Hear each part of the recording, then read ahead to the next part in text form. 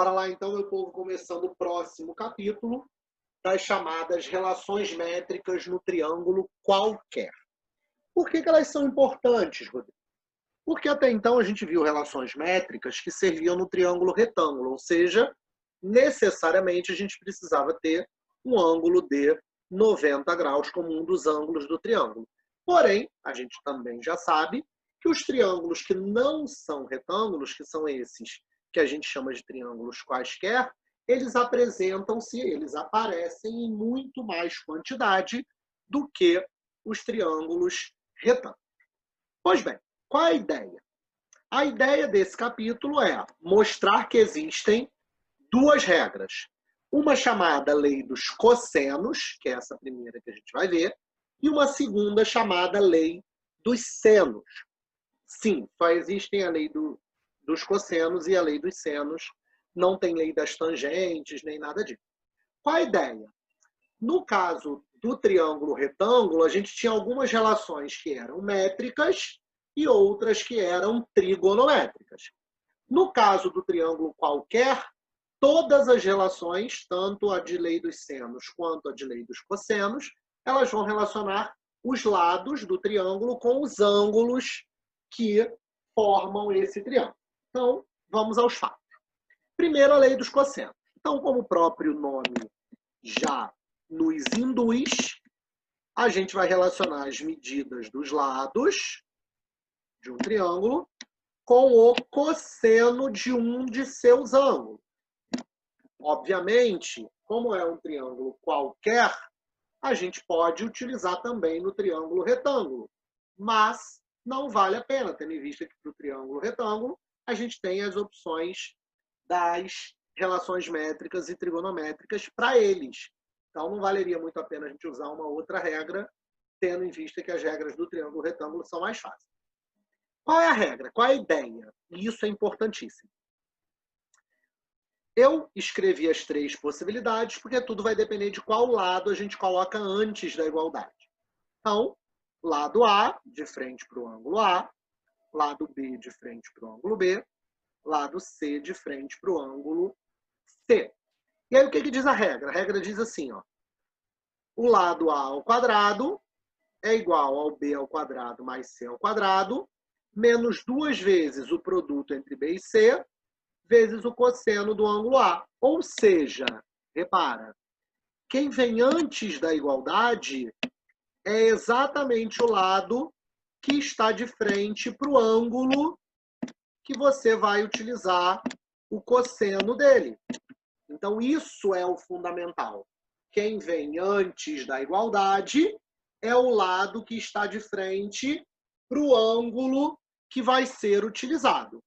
E os outros dois lados, eles vão aparecer multiplicados aqui.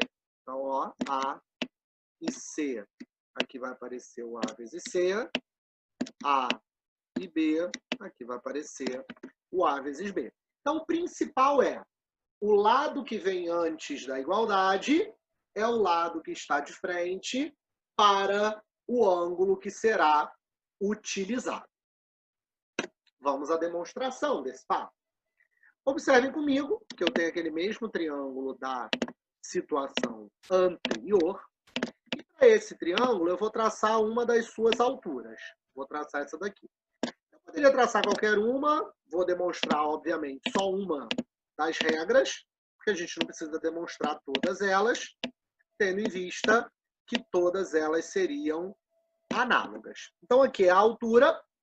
Aqui eu vou dizer que é um valor M, genérico, e aqui eu vou dizer que, como consequência natural, é o tamanho A menos o tamanho M.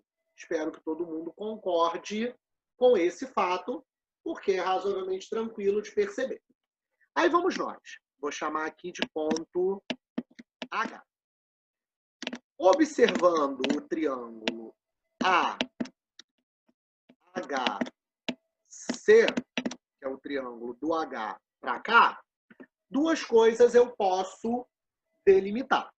Primeiro, que B ao quadrado é igual AM ao quadrado mais H ao quadrado. O Teorema de Pitágoras me permite concluir isso. Além disso, e aí eu vou marcá-lo aqui, eu tenho esse ângulo aqui, que é um dos ângulos do triângulo, que eu vou chamá-lo de ângulo C. Então, todo mundo há de concordar comigo que o cosseno desse ângulo C é o cateto adjacente, que é o M, sobre a hipotenusa, que é o B. Ou seja, o Mzinho é B vezes o cosseno do ângulo C. E eu vou deixar essas duas informações, por enquanto, quietinhas aqui. Porque eu vou olhar agora para o triângulo ABH.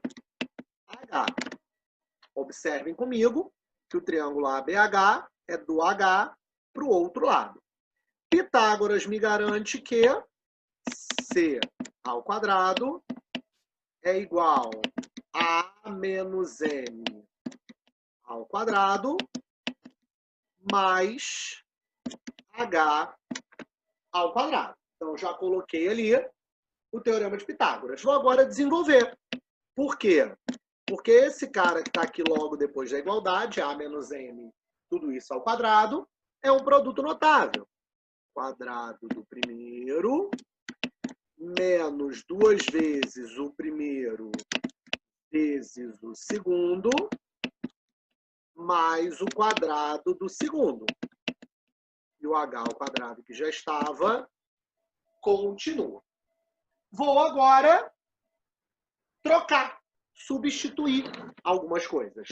Observem comigo que M ao quadrado mais H ao quadrado é, na verdade, B ao quadrado. Então, no lugar desse sujeito, eu vou trocar por B ao quadrado. E que M é B vezes o cosseno do ângulo C. Todo o resto eu não tenho que mexer, então eu vou repetir aqui. Menos 2 vezes A vezes isso, o A elevado ao quadrado, e antes da igualdade, o C ao quadrado. E agora eu só vou reescrever.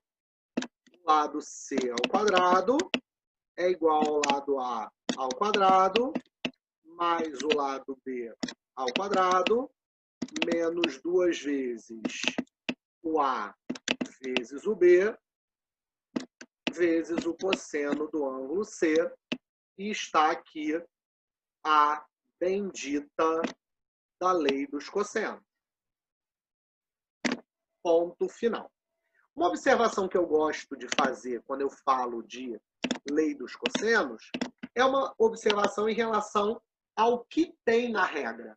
Se a gente olhar bem, toda vez que a gente vai usar a lei dos cossenos, a gente vai precisar de informações sobre os 3 lados da figura, do triângulo, e sobre um dos ângulos desse triângulo. É só observar que, na hora de aplicar a regra, na regra aparecem os lados A, B e C e o cosseno de um dos ângulos apenas. Então, aqui é meio que uma dica, um macete de como saber quando usar a lei dos cossenos. Quando você conseguir obter informações sobre os 3 lados da figura e sobre um dos ângulos da figura. Beleza, meu povo? Então, até a próxima.